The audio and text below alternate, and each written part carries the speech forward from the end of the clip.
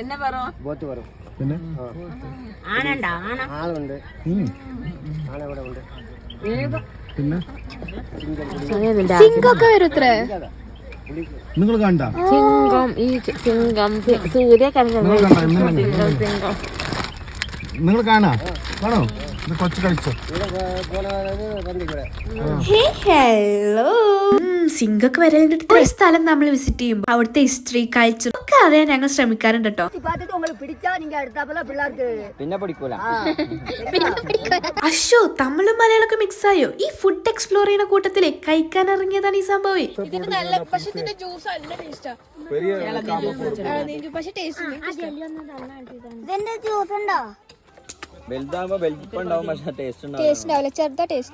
നമ്മൾ ജ്യൂസ് അടിക്കുമ്പോൾ ഇത് അടിപൊളിയാട്ടോ. ഈ നൊങ്കി റോ ആയി കഴിക്കണേക്കാട്ടും നല്ല ജ്യൂസ് ആട്ടോ.